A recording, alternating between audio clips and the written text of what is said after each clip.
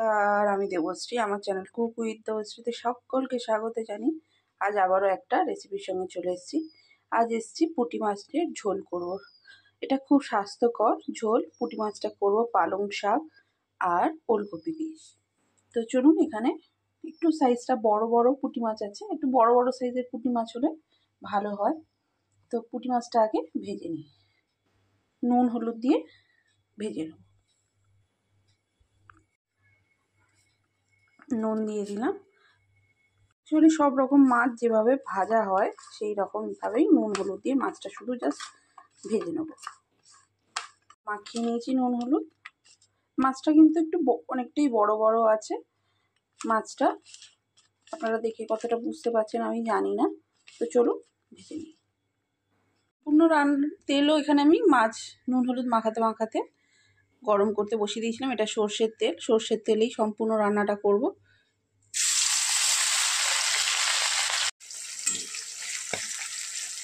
তো চলুন মাছগুলো ভেজে নিই। এখানে পুঁটি মাছগুলো ভেজে নিয়েছি, আর তার সঙ্গে কিন্তু আমি কটা বড়িও ভেজে নিয়েছি। আলু কেটে নিয়েছি, আর এই ফুলকপিটা না 2 পিস ভেজেছিল তাই দিয়ে দিচ্ছি। এটা এমনি। তো ওলকপি আলু কেটে নিয়েছি, পালং শাকটা পরে কাটছি। তো চলুন রান্নাটা শুরু করে দিই।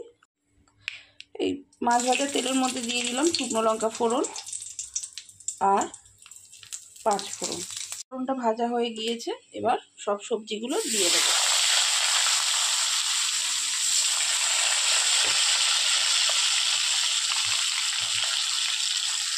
ফুলকপিটা অ্যাকচুয়ালি আমি কী করবো বুঝতে পারছিলাম না, ওই 2 টুকরোই ছিল তাই এর মধ্যে দিয়ে দিচ্ছি। এতে কিন্তু স্বাদের কোনো টেস্টই হবে না।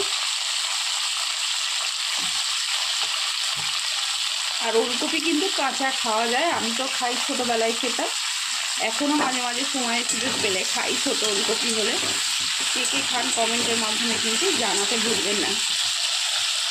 দিয়ে দেবো স্বাদ মতো নুন।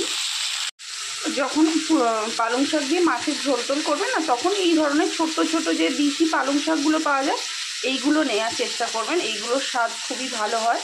বড় পালং শাকে সেইভাবে স্বাদ আসে বলে আমার মনে হয় না, তবে চেষ্টা করবেন, না পেলে ওটা দিয়েই করবেন। তো দেখতেই পাচ্ছেন ছোট্ট ছোট্ট পালং শাক খুব ভালো করে ভেজে নিয়েছি। এবার দিয়ে দেবো জিরে ধনে গুঁড়ো, হলুদ গুঁড়ো, লঙ্কা গুঁড়ো। যত সামান্য জল দিয়ে কষিয়ে নেব।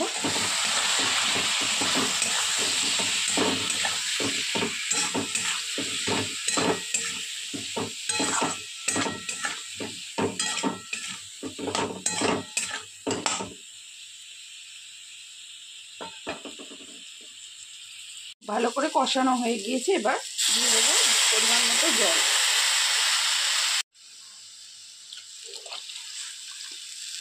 জল দিয়ে দিয়েছি, এবার ঢাকনা দিয়ে সবজিগুলো ফুটতে দেব।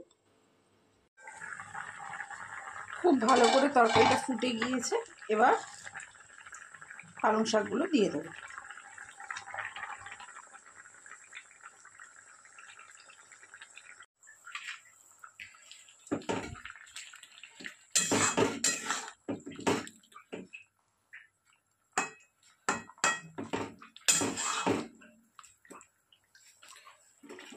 পালং শাকের সঙ্গেই ভেজে রাখা বড়িগুলো দিয়ে দেবো।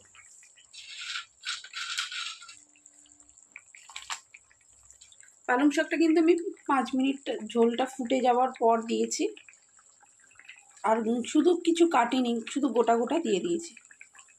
তো চলুন আবারও সবজিগুলোকে সিদ্ধ হতে দিই।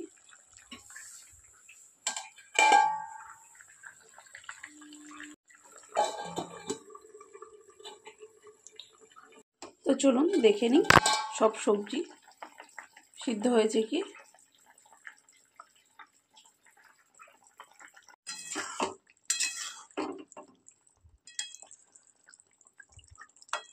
হ্যাঁ, ওলকপিটাই মেন। ওলকপি সিদ্ধ হতে একটু টাইম লাগে, তাই ওলকপি তো সিদ্ধ হয়ে গিয়েছে, তার মানে আলু বড়ি সবই সিদ্ধ হয়ে গিয়েছে। এবার ভেজে রাখা পুঁটি মাছটা দিয়ে দেব।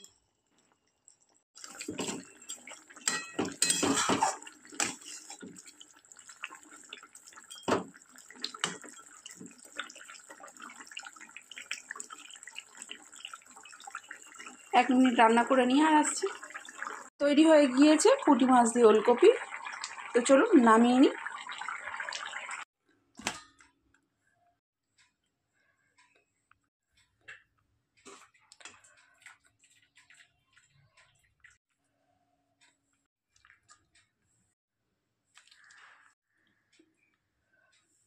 তৈরি হয়ে গিয়েছে আমার পুঁটি মাছ দিয়ে ওলকপি পালং শাকের ঝোল।